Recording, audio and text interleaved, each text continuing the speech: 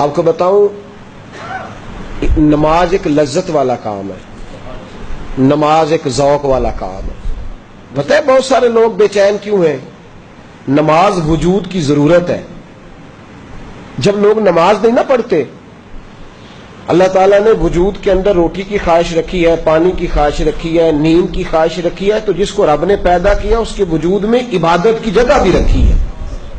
تو جب ہم سویرے اٹھ کے نماز نہیں نہ پڑھتے، اس کا مطلب یہ ہے کہ پھر ہمارا دن صحیح روشن نہیں ہوتا۔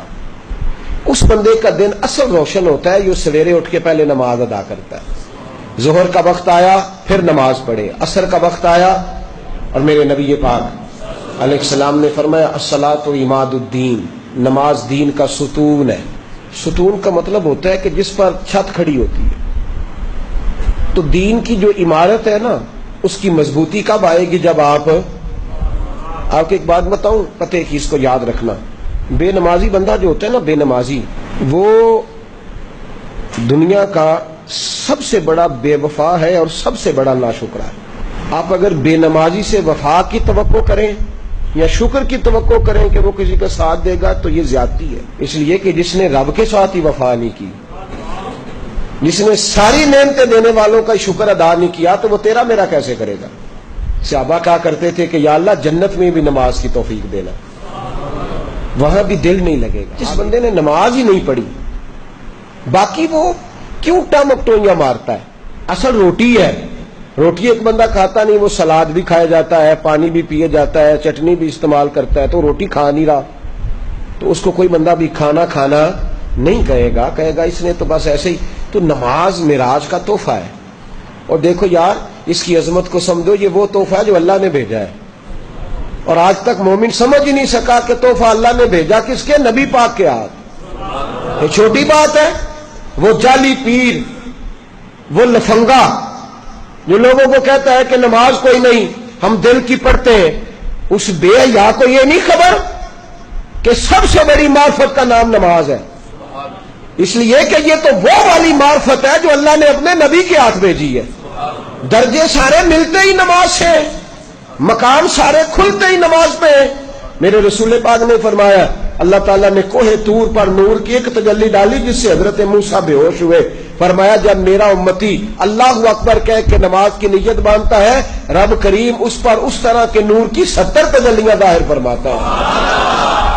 آپ یقین کریں جب اعلیٰ مقاصد کی بات ہوتی ہے تو میں ڈر جاتا ہوں۔ میں کہتا ہوں میں اس قوم سے کیا کہوں کہ جہاد کرنا ہے، افغانستان کے بچوں کو بچانا ہے جو ابھی تک نمازی نہیں ہو سکی، جس سے آج تک ہم نماز کی پابندی نہیں کرا سکے، وہ قوم دین کا بول بالا کرے گی؟ اب تو شرم آتی ہے کہتے ہوئے کہ نماز پڑھا کرو، شرم آتی ہے یہ لفظ ادا کرتے کہ ہماری ساری زندگیاں گزر گئیں، ہم ایک نماز نہیں پڑھوا سکے۔